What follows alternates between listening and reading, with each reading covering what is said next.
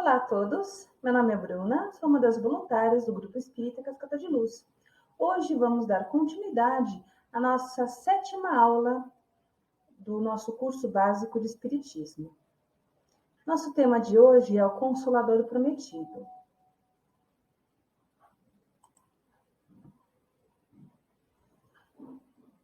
Então Jesus deixou uma frase para nós há muito tempo, né? Há mais de 2000 anos. E a frase que vai nos embasar é assim: rogarei ao Pai e Ele vos enviará o Consolador Prometido.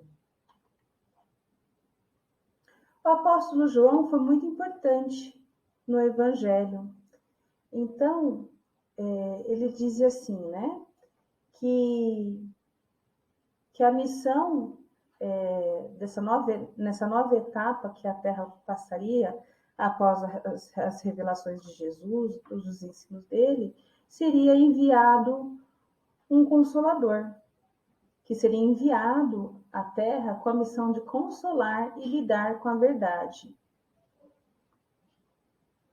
E dentro da simbologia, para nós ele é tido como um Santo Espírito, ou seja, um Espírito já mais amadurecido e que pode aí trazer as mensagens de Jesus.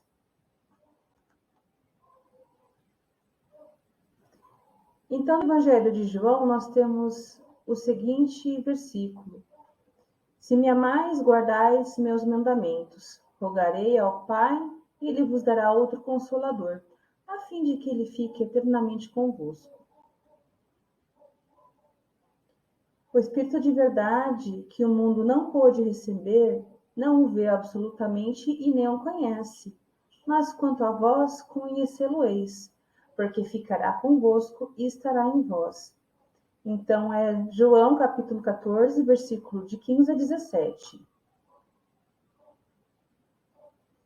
Verifica, então, por essas palavras, que o Consolador também é chamado dentro de Santo Espírito e Espírito da Verdade, que será enviado à Terra com essa missão de consolar, lembrar o que foi dito por Jesus e explicar e ensinar todas as coisas.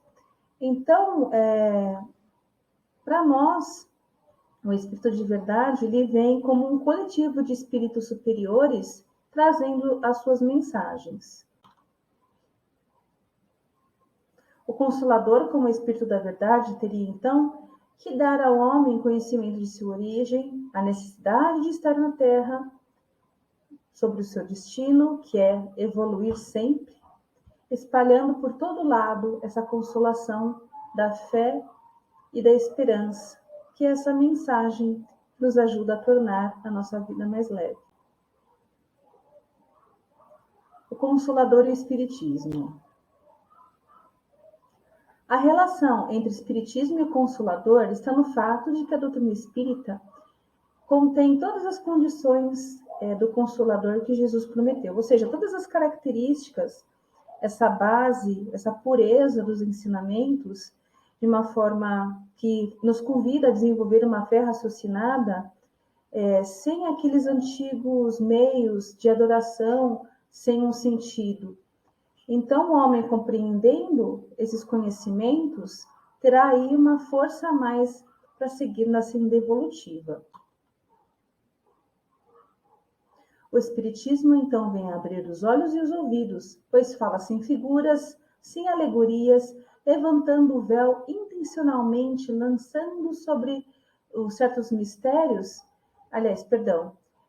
Esse mistério que existia com respeito aos milagres, por exemplo, então é retirar esse véu e fazer compreender que tudo aquilo que acontece, na verdade, na relação entre os mundos, é natural do homem. Tanto a comunicação entre o homem encarnado para encarnado, de encarnado para desencarnado, e assim seja. Então, é assim que se processa todo o trabalho de consolo a todos os que sofrem. E ainda vocês têm dúvida? Será que o Espiritismo é o Consolador?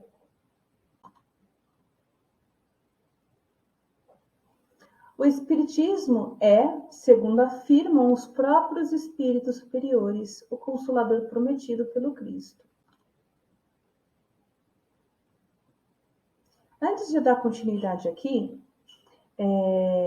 existem sempre, a cada século, a cada período na Terra, sempre um envio de novos mensageiros. Porém, na doutrina espírita, ela tem toda uma organização em 3 eixos, né? Que é a ciência, a filosofia e a moral religiosa.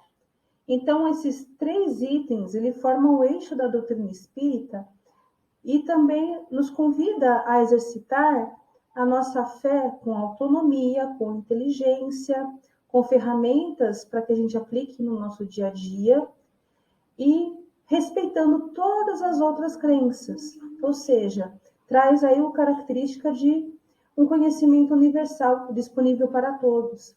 Então as pessoas não precisam deixar as suas religiões, caso não queiram, quando vem estudar a doutrina espírita. Ela pode pegar essa parte essencial do ensinamento do Cristo e aplicar na sua vida. E alguns, né, têm aí esse amadurecimento espiritual e acaba vindo para a doutrina espírita. Mas a gente sempre reforça. Sempre é um convite, não é uma imposição. Porque se fosse uma imposição, não seria essa doutrina maravilhosa que ajuda o ser humano a vir pelo seu interesse, pelo seu desenvolvimento, pela sua curiosidade, buscar mais conhecimentos. Então, sempre nos lembra os ensinamentos de Jesus.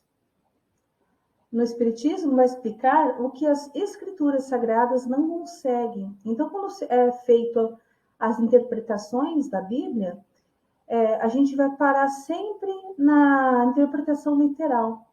E nós já tivemos conosco o Wallace Oliveira, que ele faz um estudo, ele é espírita já há muitos anos, de berço espírita, e que ele fala para a gente que há 4 níveis de interpretação da Escritura. Então, quando há essa dedicação, esse estudo, a gente consegue compreender. Mas Kardec, por meio de todo esse trabalho da codificação, simplificou essa linguagem e trouxe essas mensagens mais diretas. Então, vai consolar e confortar aqueles que sofrem, mostrando a causa e a finalidade dos sofrimentos humanos. A gente compreende que todo sofrimento ele é tido como um alerta do nosso caminho. Então, para que a gente busque a mudança de rota e não como um castigo.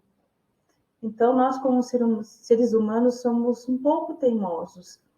A gente ainda não tem esse entendimento evolutivo de que é possível evoluir pelo amor e chegar a Deus pelo amor. Então, como nós estamos muito ainda agarrados às questões materiais, isso faz com que o ser humano desenvolva sua dor e, em seguida, o sofrimento, porque permanece ali em estado de dor.